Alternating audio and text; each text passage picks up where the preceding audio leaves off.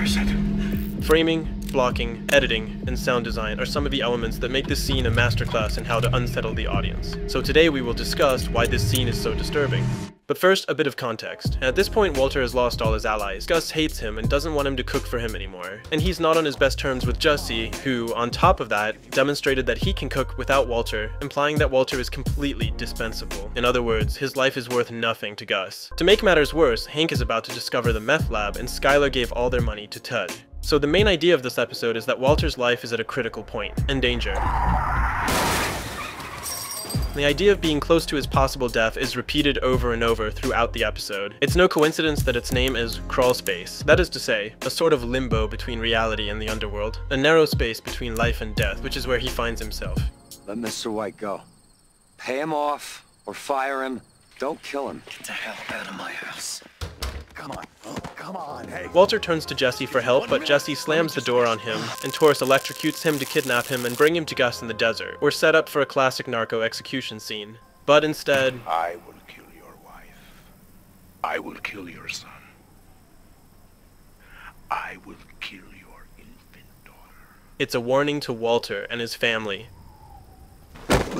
Walter doesn't die, but because of the nature of the ceremony and the way it's filmed, it feels like he does. So once Walter reaches this critical point, with no remaining strategies or options, with psychological pressure represented by constant physical injury throughout the episode, we arrive at this scene where he looks for the money to contact the vacuum cleaner guy and move his entire family out of town with new identities. What's interesting about this scene, and what sets it apart from many other typical end-of-episode TV sequences, is that we're not waiting for a big final revelation. We know that Skylar gave the money to Ted, and we know that Walter is under threat from Gus. We know everything, so the impact doesn't come from a twist or a surprise, but from the construction of the moment itself.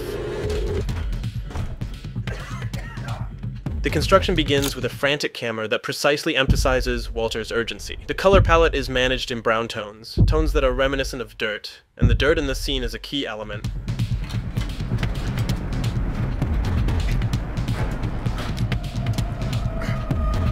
One of Breaking Bad's characteristic techniques is played with, which is chiaroscuro and high contrasts, leaving areas of the image in shadow, as well as gradually cutting to new places that are not illuminated at the beginning of the shot, and that we gradually discover as the light reveals them, generating some tension and rhythm, almost as if we were counting a blackboard, but done much more elegantly because a constant cut to black is not advisable.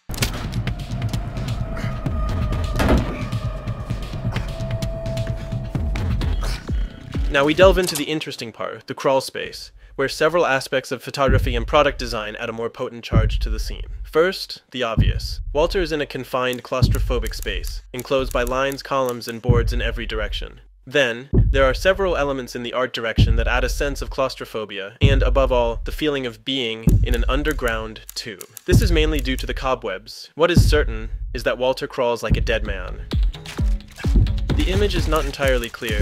In fact, due to the framing, it's quite uncomfortable to watch, and that is precisely what the scene aims for. And the same happens when we cut to a closer shot where the information we have as viewers is limited. It's quite obvious, but when faced with unclear images, the audience feel uneasy, which is what the scene wants us to feel.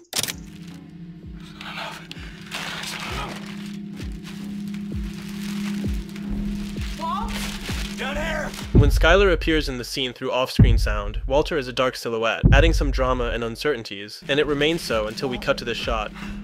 Walter is notably more enclosed than in the previous shots because as he fails to find the money, his situation becomes more critical.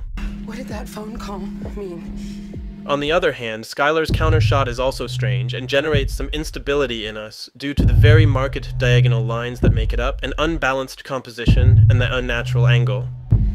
Where is it? Where's the rest? And to that we add that Walter is on the ground, at the lowest point, again like a corpse under the house. The money, Skylar. Where is the rest? Skylar, where is the money?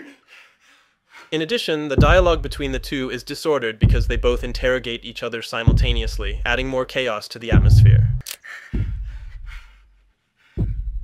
I gave it to Ted. The camera is fixed in its position, but sways like a handheld camera, nervous.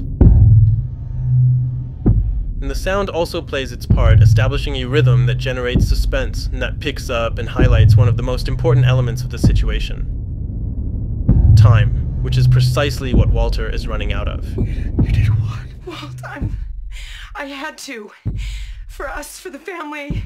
I swear. Finally, Skylar reveals what happened to the money, the main element present throughout the conversation between these two characters. Walt. You gave our money to Pennick. Walt, please, please just hear me out, please.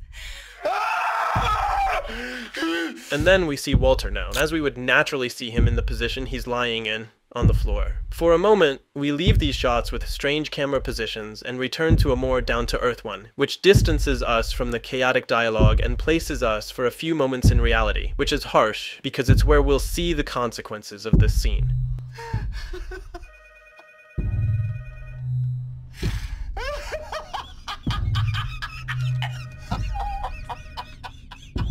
Walter's crying begins to turn into laughter, and although it's a bit obvious, it's always interesting to see two characters coexisting in a scene evoking diametrically opposed emotions. Because again, the unnatural, and in this case, the unexpected. Laughter in an exasperating moment is precisely what ends up bathing this scene in a nightmarish hue.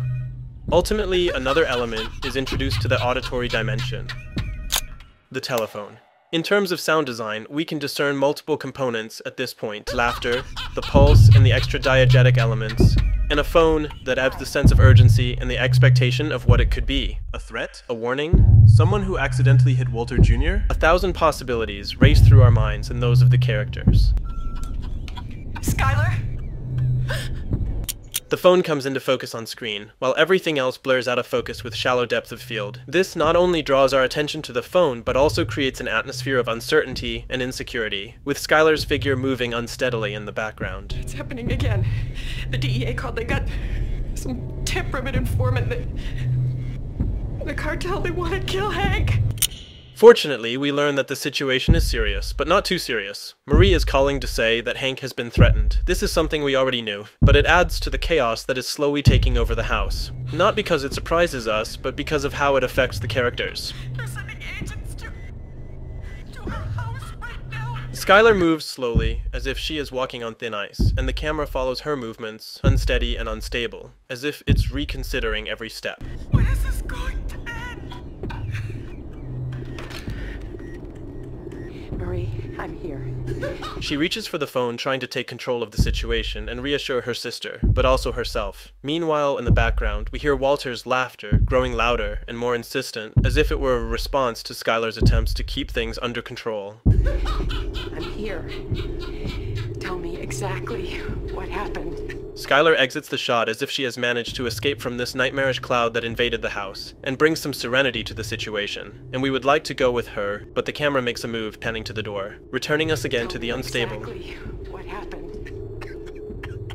To Walter, lying with the money on the dirt, the texture of death, similar to what we saw in the desert. It's as if he had never left that place, and everything that has happened since his fatal conversation with Gustavo was just a part of a circle that was always going to bring him back to this place, lying on the ground. This time, in a large wooden coffin. Even though he manages to escape from this small circle of death, it's sad to realize that he was always caught in a bigger circle that would bring him back to the same place. Perhaps because, if the lab was Heisenberg's coffin, this moment was Walter White's.